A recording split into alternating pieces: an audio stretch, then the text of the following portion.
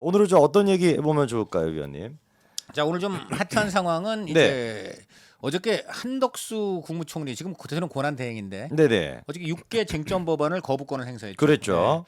아주 중요한 그 어떤 한덕수 권한 대행이 권한 대행된 다음에 아주 중요한 어떤 액션을 한 거예요. 이제 정말 권한 대행으로서의 역할을 제대로 하기 시작했다. 왜냐하면 이 법안들이 정말 다 우리 국익이나 민생에 너무 안 좋은 법안들이에요. 악법 중에 악법이죠. 농방사법이라고 들어봐요. 농방사법. 농업을 망치는 사법입니까? 그렇죠. 농업만이 아니고 그것 때문에 온 나라가 다 망하는 상황. 쉽게 말하면 그 법들의 이제 골자는 한마디로 저 쌀 수급이나 농수산물 수급이 공급이 많아져서 값이 떨어지거나 물건이 남아돌면 네. 정부가 결국 다 사들이는 거예요. 그래서 그냥 일정한 수입을 계속 농민들한테 보장해 주겠다는 건데 네네. 그거는 결국 이제 국민들 세금 가지고 그 잉여 농산물을 그냥 한마디로 그냥 공중에 날려서 그런 그런 거 아니겠습니까? 그렇죠, 그렇죠. 이렇게 되면 어떻게 되면 농민분들은 경쟁력이 이미 없고 시장에 수요도 없는 쌀이나 농산물을 네. 다음 해도 계속 또 재배해서 공급하시게 돼요. 자, 그러면 어떻게 됩니까? 그런데 그 다음 해는 더 쌀 수요량은 줄어들게 돼 있어요. 지금 계속 우리나라 사람들 쌀 먹는 양이 줄고 그렇죠. 상대적으로 다른 여러 가지 이제 먹거리가 늘어나는 반면에 네네. 인구도 줄고 있잖아요. 그렇죠. 그렇게 결과적으로 계속 쌀 수급량은 수요는 줄 수밖에 없는데 계속 공급은 상대적으로 늘어나게 돼 있는 거예요. 그리고 그 늘어나고 수요는 주는 그 사이에 그 차이는 네. 전부 국민들이 그냥 세금으로 또 다 세금으로. 메꿔주는데 그게요 1조 원이 넘고 앞으로 그게 얼마나 더 치솟을지 모릅니다. 망하는 거예요. 지금 농민들께 어떻게 해야 되냐면 이제 쌀이 너무 남아도니까 네네. 그거 말고 뭔가 국제적으로 경쟁력이 있고 다양한 다른 먹거리를 개발하자 이쪽으로 유도를 해야 되는데 네. 그게 아닌 거예요. 이렇게 되면요 밭 농작하는 분들도 다 논으로 돌아요. 논이 훨씬 쉬워요 밭보다. 밭은 이제 계속 가서 이거저거 다 일을 해야 되는데 네네. 논은 요즘은 그냥 딱 때 되면 그냥 벽시 뿌리고 때 되면 기계로 모내기 하고 때 되면 비료로 수확하면 됩니다. 훨씬 좋아요. 왜냐면 옛날과 달리 이제는 천수답이 아니잖아요. 그렇죠. 그래서 저 수리답이기 때문에 다 편한. 왜냐면 노인분들이 나이 드신 분들이 많잖아요. 농촌에 갈수록 힘드시니까 다 논으로 전환하는데 공급은 점점 늘어나. 수요는 점점 줄어. 그래서 농망사법이다 말씀을 드리고요. 농망사법. 네, 그래서 이것에 대해서 한덕수 부총 권한대행이 어저께 이제 거부권을 행사했고요. 그 밖에도 또 국회 관련 법안 2개가 있습니다. 이것도 또 말이 안 되는 게 이거는 기업이라든가 이런 사람들이 나와가지고 영업 비밀도 다 얘기를 해야 돼요. 자, 이렇게 되면 중국만 좋겠죠. 특히 중국이 얼마나 산업 스파이가 많습니까? 네. 자, 민주당 여러 가지로 중국의 호구 역할을 해줍니다. 그러니까 중국 산업 스파이나 또 우리나라 군사 기밀을 훔쳐가는 이 중국 간첩들. 네. 이 간첩들은 중국이 적국으로 지정이 안 돼 있어가지고 거기에 대해서 우리가 간첩죄로 처벌할 수가 없어요. 그래서 이번에 간첩죄 범위를 넓혀서 네. 적국 범위를 넓히려고 그랬더니 이거를 처음에는 뭔가 민주당도 좀 궁짝을 맞추는 척 하다가 돌연 그냥 갑자기 공청회를 열겠다느니 공청회를 누구랑 열겠다는 거예요? 중국 사람들 불러서 열겠다는 겁니까? 좀 이런 짓을 하고 있어. 이게 뭡니까? 나라를 중국에 갖다 바치겠다는 거 아니에요. 그런데다가 이번에 이것도 보면 이것도 중국만 좋은 거지. 지금 우리나라 각 기업 각 경제 영역에서 중국하고 안 싸우는 데가 어디 있어요? 네. 중국이 지금 우리 턱밑까지 쫓아왔는데 중요한 영업 비밀, 기업 비밀 다 이제 얼마든지 국회에서 중국하고 친한 민주당 의원들 앞에서 까발려야 되는 거예요. 지금 제가 볼 때는 이게 진짜 나라를 어떻게 할 건지 그래서 이번에 한덕수 권한대행이 거부권을 행사한 겁니다. 그리고 이 거부권을 행사함에 있어서도요 굉장히 일단 그러면 여기까지가 네. 말씀해주셨던 농망사법이라고 하는 그렇죠. 거. 네, 그렇습니다. 그다음에 이제 그 국회에서 이번에 또 통과시키려고 했던 증언법과 관련돼서 그렇죠. 네. 비판을 좀 해주셨고. 예. 근데 이제 이 부분에 대해 가지고 민주당의 반응을 저희가 좀 일단 네. 소개를 해드리고 계속 네. 말씀을 좀 들어봐야 될 것 같은데. 네. 한덕수 권한대행이 권한대행으로서의 권한으로 네, 그럼요. 거부권을 행사했습니다. 그렇죠. 근데 권한이 있으니까 행사를 했는데 네. 이 케이스에 대해서는 권한대행의 권한이 있으니까 행사하라고 얘기하고 그렇죠. 반대로 이제 그 다른 문제에 대해서는 또 이 재판권에 대해서는 또 이제 그 입장이 좀 다른 모습이 지금 민주당에 계속 보이거든요. 당연하죠. 헌법재판관 네. 임명에 대해서는 어디 권한대행에 까부냐, 그렇죠. 가만히 찌그러져 네. 있어라 네. 이러고 이 지금 이제 또 문제 같은 경우는 또 이제 이런 식으로 또 권한대행으로서 권한을 또 챙겨라 이렇게 좀 앞뒤가 안 맞는 모습이거든요. 전혀 맞지가 않죠. 네. 자기네들 그러니까 시키고 싶은 건 다 하게 하고 네. 자기네들한테 싫은 거는 하지 못하게 하고 그러니까 지금 권한 대행의 권한을 정하는 권한이 민주당한테 있습니까? 그런 어. 권한이 세상에 어디에 있습니까? 그러니까요. 그러니까요. 음. 권한자가 하도 나와서 지금 헷갈리는데 네. 하여간 권한을 규정할 수 있는 권한은 민주당에 있지 않습니다. 대통령 권한 대행은 이론상으로는 네. 대통령의 권한을 대행하는 거니까 뭐든지 할 수 있어요. 그렇죠. 다 할 수 있습니다. 다만 그 대통령 본인이 아니기 때문에 가급적이면 세심하고 네. 가급적이면 조금 범위를 좁혀서 하는 게 적절하다 이런 거지. 국가적인 어떤 위급 상황에서 꼭 필요한 것들은 대통령이 준해서 다 할 수 있는 거예요. 그러니까 이렇게 한 거예요. 근데 여기서 의문이 민주당 같은 경우는 자기들 입맛대로 안 되면은 당장의 한덕수 총리를 좀 사퇴시키겠다. 네, 탄핵하겠다라는 이제 입장이었는데 네. 또 보니까 막상 또 바로 지금 즉시 탄핵은 또 얘기를 안 하더라고요. 오늘 그래서 네. 지금 노정면 원내대변인이 엄중히 경고한다. 내란 부역으로 판단되는 즉시 끌어내리겠다. 선을 네. 넘지 말라. 선도 누가 정하는 건데? 그러니까요. 선을 정하는 것도 선이란 말도 너무 웃긴 얘기고요. 그다음에 내란 부역이라는 표현도 굉장히 모욕적인 얘기고 엄중히 경고하겠다. 근데 표현을 가만히 보면은 네. 당장 탄핵하겠다는 그런 어떤 기존 입장에서 크게 물러난 거예요. 경고한다. 그러니까요. 이유가 있을까요? 이유가 여러 가지가 있습니다. 여러 가지가 있는데 이제부터 퀴즈 들어가는 게 낫겠다. 네네. 그냥 첫 일단 번째 그러면- 떠오른 이유 왜 탄핵한다고 말은 했는데 못할까? 지금까지 얘기하고 있었던 게 민주당이 바로 한덕수 총리를 뭔가 이렇게 권한 대행을 탄핵시킬 것처럼 하다가 그렇죠. 이렇게 뭔가 선 넘지 마라. 지금 선은 안 넘었다는 약간 뜻으로 그렇죠. 이렇게 좀 한 발 지금 이제 빠지고 있는 모양새인데 이유가 뭐가 있을까요? 뭐 일단 너무 좀 탄핵이 부담된다 이런 것도 있을까요? 그러니까 부담이 되는데 국민 왜 여론? 그런 부담이 되느냐? 그냥 생각해 보세요. 그냥 떠오른 송 박사님 머리 좋잖아요. 네. 지금 상태에서 국무총리를 탄핵시키면은 글쎄요, 약간 좀 국민들한테 그 한덕수 총리 자체가 뭔가 탄핵될 만한 건수가 없지 않습니까? 당연하죠. 그러니까 지금 네. 말은 참 중요한 얘기인데 네. 아니 지금 법에 정해진 다 행할 수 있는 권한, 거부권 행사를 한 게 어떻게 탄핵 요건이 됩니까? 어차피 그러니까요. 민주당이 지금까지 탄핵한 사람 중에 탄핵 요건이 된 사람은 하나도 없어요. 그렇죠. 하나도 없는데 한덕수 총리가 본안대행 같은 경우는 더더욱 없을 뿐더러 네. 또 다른 사람들하고 다른 게 네. 다른 사람들이 탄핵당한다고 국정이 당장 정지되지는 않습니다. 그렇죠. 근데 지금 대통령이 탄핵당한 마당에 그래서 대통령 그 권한을 대신 행사하는 사람까지 탄핵하면 이 나라 국정이 어떻게 됩니까? 말이 안 되죠. 마비되는 거예요. 마비죠. 그럼 그게 내란이 아니고 뭡니까? 어. 그 나라 국정을 마비시켰는데 그게 내란이 아니고 뭐예요? 그렇죠.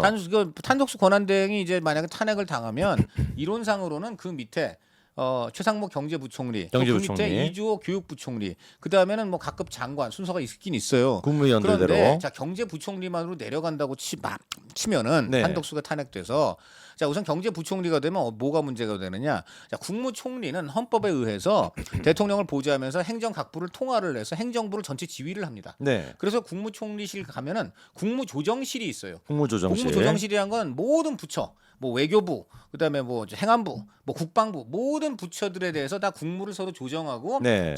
관리를 할 수 있는 기능이 있어요. 한마디로 대통령이 어떤 사고라든가 탄핵 등으로 거리가 되더라도 이 총리실에서 할 수가 있는 기능이 있단 말이에요. 그런데 경제부총리로 가면 그게 있을까요? 없죠. 경제부총리는 경제부처만 관리하는데요. 그렇죠, 그렇죠. 그러니까 예를 들어 국방, 외교, 뭐 통일부, 뭐 행안부, 뭐 문체부 이런 데 할 수 없어요. 그럼 어떻게 되겠습니까? 벌써 국정의 반은 마비되는 거죠. 그러네요. 조직적으로 이미 안 그리고 되네요. 경제부총리라는 분이 경제만 봤지 다른 영역을 봤습니까? 그렇지 않습니까? 한덕수 그렇죠. 국무총리는 모든 영역을 다 국무총리로서 본 사람이고, 그렇죠. 그러니까 벌써 거기서부터 말이 안 되는 거예요. 그러니까 뭐 형식상으로는 또 밑으로 내려가면 된다 그러지만 그냥 국정을 마비시키겠다는 말하고 다를 게 없어요. 첫째 우선 그게 있고요. 둘째는 국정을 마비시킨다는 이유. 요건도 말이 안 되는 게 요건도 논란이 돼요. 왜냐하면 지금 한덕수 국무총리지만 네. 대통령 권한대행이라는 새로운 모자를 더 썼잖아요. 그렇죠. 자 그러면 이분이 지금 뭐 지위는 총리지만은 사실 대통령을 대신해서 임시 대통령 같은 역할을 하고 있잖아요. 네네. 자 그러면 그리고 탄핵을 당한다면 총리로 탄핵을 당하는 겁니까? 대통령 권한대행 권한대행으로 탄핵되는 그리고 거죠. 이 탄핵을 당하는 이유가 뭡니까? 지금 이 사람들이 우리가 저 합법적으로 잘 통과시켜서 꼭 성사를 시켜야 되는 법안 6개를 그냥 이 사람이 깽판을 놨다. 그렇죠. 거부권을 행사했기 때문에 거부권을 행사한 한 권한대행을 거부한다 해갖고 하는 거 아닙니까? 자 그러면 그 거부권을 행사가 총리로서 한 겁니까? 대통령 권한대행으로서 한 거죠. 총리는 거부권을 행사할 권한이 없어요. 그렇죠. 그러니까 한 행동도 탄핵의 이유도 대통령 권한대행으로서의 이유이고 지금 지위도 총리긴 하지만 대통령 권한대행을 맡아서 지위가 격상된 것이라면 대통령 권한대행으로서 탄핵을 해야 되면 그건 대통령에 준하는 거예요. 그 말씀은 그러면 200명이 동의를 해야 그렇죠. 된다. 200명이 동의를 해야 되는데 자 윤 대통령 탄핵은 국민의힘에서 12표 반란표가 났습니다. 네네. 그거는 이제 계엄이 이거는 정말 위헌적이다. 네. 이런 이유 때문에 이제 했지만 국민의힘 의원들이 이거는 동의를 할까요? 여기에 이건 반란표를 던져줄까요? 아무도 동의 안 하죠. 아무도 동의 안 해요. 이거야말로 한덕수 중심으로 똘똘 뭉치게 됩니다. 따라서 절대 200표 이상을 얻을 수가 없어요. 192표밖에 얻을 수 없을 겁니다. 그러면 일단 여기서 좀 여쭙고 싶은 게 네, 194표. 일단 이 지금 말씀해 주셨던 한덕수 권한대행이 탄핵에 대한 정족수가 네.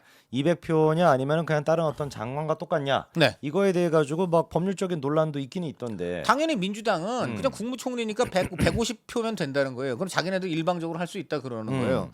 또 그렇게 얘기를 해야 한덕수 총리한테 실질적인 위협이 되잖아요. 그렇죠. 우리가 칼을 쓸 수 있다고 하면서 칼을 휘둘러야 그저 위협이 되는 거지. 근데 민주당의 주장은 그렇다라고 해도 법률적으로 어떻게 되는 겁니까? 법률적으로는요. 네. 이제 논란이 있게 되죠. 논란이 있는데 민주당이 아마 이럴 수는 있죠. 우원식 국회의장이 사실은 그분이 국회의장입니까? 민주당 당의장이지. 그렇죠. 그러니까 이제 둘이 그냥 궁짝을 맞춰서 예를 들어 탄핵 본회의를 열어가지고 150석 이상으로 150표 이상으로 통과되었습니다. 꽝꽝꽝 한다 이거야?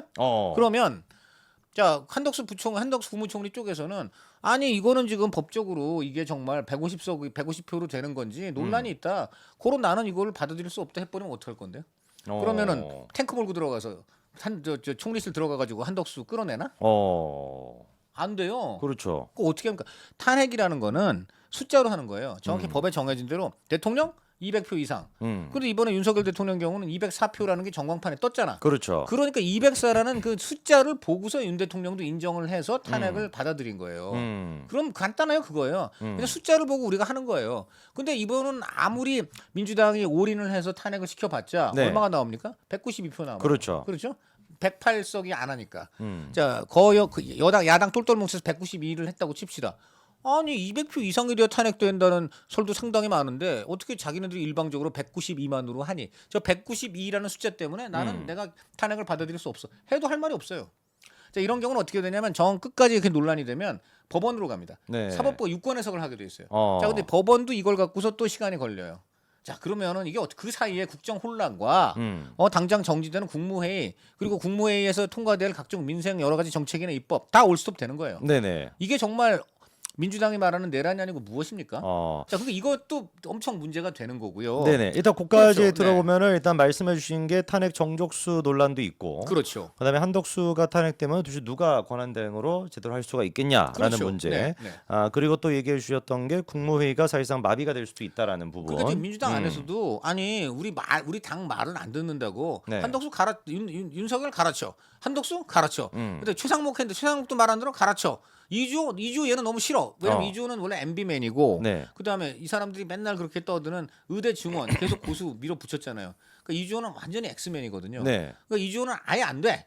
자 그렇게 되면 어떻게 되느냐면요. 그 아래로 내려가야 되는데 그 아래서부터 어떻게 되냐면 무려 11명이 12월 3일 날 계엄 선포와 당일 국무회의에 참석한 국무위원들이에요. 외교부 장관이라든가 뭐 이런 분들. 네. 이제 그런 분들이 순위에 쫙 있는데 이 사람들은 지금 민주당 주장에 따르면 다 내란에 부역하거나 방조한 사람들로서 네. 지금 수사 대상이에요. 지금 한덕수 총리를 비롯해서 장관들 여러 명이 이미 수사 받았어요. 네. 경찰 가서 조사 받았다는 기사 났잖아요. 네네.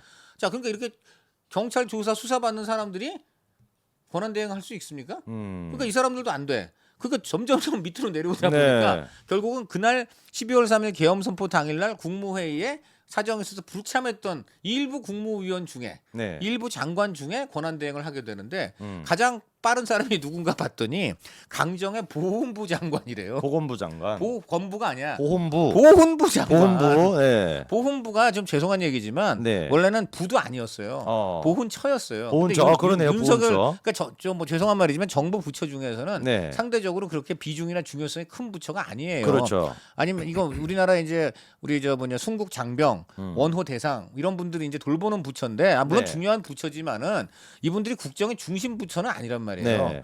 그리고 이 지금 강정의 보훈부 장관은 숙명여대 총장 출신 학자예요. 네. 이런 분이 이제 우리나라 지금 국정 전반, 이 공직 사회, 각종 복잡한 여러 가지 그 법안 이런 것들을 다 이분이 관할할 수가 있겠습니까? 음. 이제 그리고 좀 말대로 좀 그렇잖아요. 보훈부 장관이 대통령 권한대행. 그렇죠. 좀 그렇지 않습니까? 그렇죠. 지금 보훈부 장관이 지금 권한대행하게 생겼다니까. 자 그러면 만약 이런 일이 실제로 일어난다고 치면은 이게 지금 국민들이 누구를 욕하겠습니까? 민주당을 욕하게 지금 된다. 많은 국민들이 그래도 조금 믿고 있는 게 뭐냐면 한덕수란 분은 많은 분들이 이제 알려져 있는데 이분이 정말 총리만 벌써 2번을 했고 네. 주미대사도 했고 그다음에 아주 그냥 경제 전문 아주 그저 뭐냐 그리고 서울 상대 나왔고 아주 그 엘리트 관료이고 우리나라의 모든 공직을 외교, 경제, 총리 그다음에 심지어 지금 대통령 권한대행까지 다 대통령 빼고 다 해본 사람이란 말이에요. 자 그러니까 이 정도 되니까 그래도 국민들이 안심을 하는 거예요. 이 정도의 경륜과 모든 분야에 대한 어떤 지식과 경험 자, 이런 게 있고 또 본인 스스로가 안정감을 주잖아요. 네. 지금 이분이 맨날 얘기하는 게 그거예요.